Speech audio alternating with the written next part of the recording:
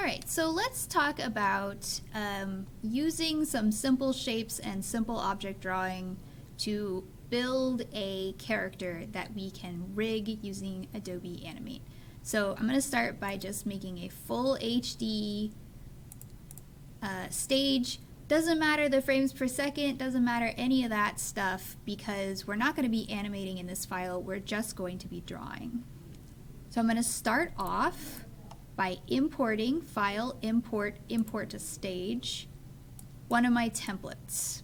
So I could start with the blank template, but I'm going to go ahead and start with one of the templates that I've designed for you. When you import to stage, plops it right in the middle. This is a bitmap graphic, which means that it's not editable, as in we can't erase or draw on it, but we can use the free transform tool. So I'm going to, holding shift to keep the proportions the same, I'm going to transform this so that it fits onto my stage better. I'm not worried about this text or anything like that. I just want my lines and my drawings. I can click this button up here to turn that off, and now I can just see this. So here's my reference. I'm going to need to do all three angles. And I'm going to go ahead and right click this layer 1, go to the properties, and I'm going to change some properties. I'm going to change my visibility of this layer to about 25. I'm going to rename it ref or reference, and I'm going to lock it. Now I have a nice reference layer that I can draw over, that I can't accidentally move around or anything like that because it is locked. So now I have my reference set up. The next thing that I'm going to do is I'm going to decide, am I going to freehand this with the brush tool, or am I going to start using shapes? And for this demonstration, because we're just going to do a quick demonstration, I'm going to do a little bit of both. I'm going to use shapes for basic parts and freehand for more complex parts. So the first thing I want to do is I want to make sure that I have object drawing mode turned on.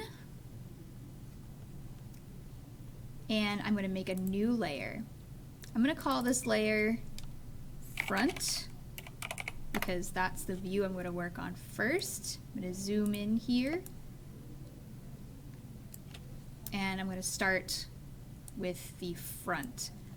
Traditionally, you want to start with your 3/4 angle, because it's going to be the best way to figure out what your side and your front angles are. But since I've already prepared these for you and you already know the proportions match, we're not too worried about that.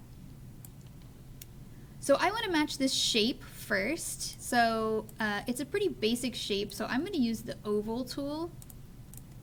And I'm going to draw each of my pieces of this character in different colors to sort of show you how we're going to put it together. So I'm going to use my sub-selection tool here, grab my corners, and start stretching them out so that they match this shape. Now obviously the sketch that I did for this back part is really messy, so you don't have to match it exactly. You could keep it more symmetrical if you want. I'm gonna pull this out a little bit, and I think that's good. So I've got my head. I don't have to really do anything with it right now. It's totally fine. I'm going to switch over to my brush tool, make sure that I have object drawing mode turned on, and I'm just going to give it a real quick face. Whoa. There you go. Face. Because I'm in object drawing mode, these are all separate objects, so I can move them around. Okay. So, head's pretty easy. This character doesn't have a neck, or technically they do, but you can't see it. I'm going to move on to the body. here's where you have to start thinking less like an illustrator where you're just going to be drawing lines to represent things, and more like a puppet maker or a sculptor, because we need to draw these pieces separated in such a way that we will be able to animate them later. So I'm going to go ahead and draw the body real quick. Object drawing mode is on. Beautiful, beautiful. Let me try that again. Oh. There we go. So note, I had to draw the whole body. I can't just draw this line here, and I'll show you why. If I just draw this line here and try to fill that in, it's not going to work. Why? Because this is the object. Sorry, let me turn regular selection mode. There we go. This is the object. You need to close it in order to fill it in. It needs to be a whole solid shape. So we're going to keep this guy. Remember, because it is a drawing object, we can right-click, arrange, and send to back, and now it's in the back. Okay, so let's move on to the arms. It's a little hard to see in this particular version, but they're very simplified. They're basically just little, whoa. They're just little noodles like this, right? But this is not going to give us what we want when we animate. If I try to animate this, all I'm going to be able to do is move the shoulder. I can't move the hand, I can't bend the elbow. So what we want to do is we want to break this into 3 pieces. We want to break it into an upper arm,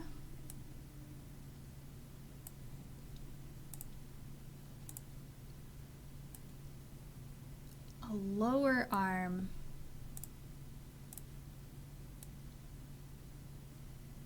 and a hand. An upper arm, a lower arm, and a hand. And I realize this looks really bad because I'm using a mouse and it's just not very good, but my point still stands. Also, I'm quick changing these by using eye for eyedropper. When you eyedropper something, it automatically goes to the paint bucket tool. I for eyedropper goes to the paint bucket tool. All right. So I'm going to use my free transform tool to move these so that I have a little arm. I'm also going to change this because it's kind of hard to see the other colors against it. Okay. So it's not beautiful, but it is going to give us more flexibility, because if I move these anchor points up here and pretend like these are attached together, then you will see the arm has the ability to bend and the hand has the ability to move. With this, all you would be able to do is move the whole arm. Ideally, what we want for what I would consider a normal humanoid rig is you want to make 16 pieces. I know that seems like a lot, but it's not too bad. You want 16 pieces: head, neck, torso, hips, and then 3 pieces for each arm and 3 pieces for each leg. Because of course, much like the arm, we want the leg to be able to bend at the knee.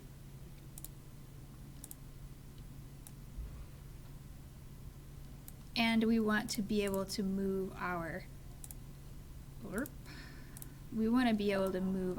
feet.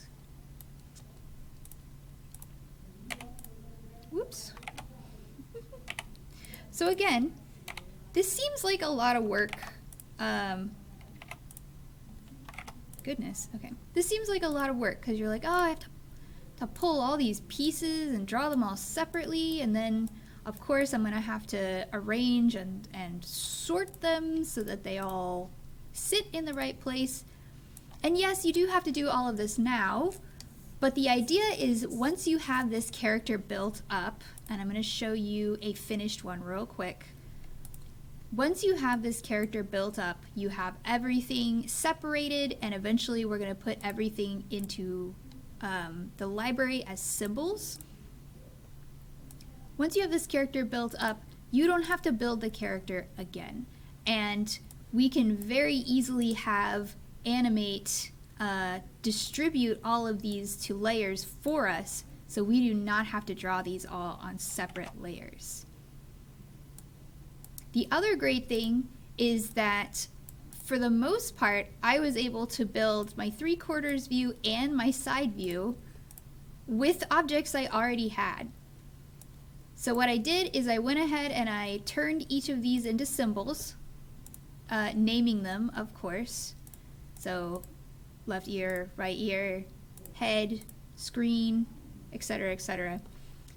And then I used instances of the symbols to build the second part. So I'll give you a real quick demonstration of that, if it will let me size my timeline down. Okay, so I'm just going to quickly hide this 3/4 view and build a new 3/4 view using the ones I already have.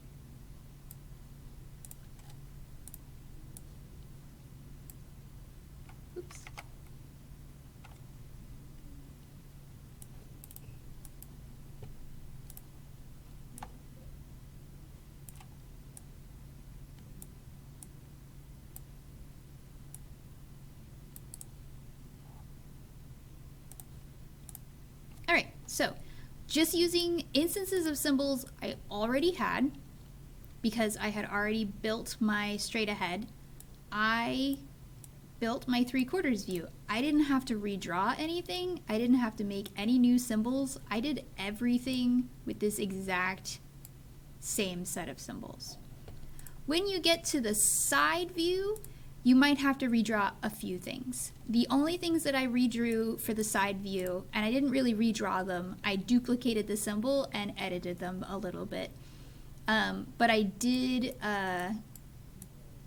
do a new version of the face and a new version of the screen and new versions of the ears. Everything else I just edited so that it's a little bit flatter or a little bit rounder or whatever I need.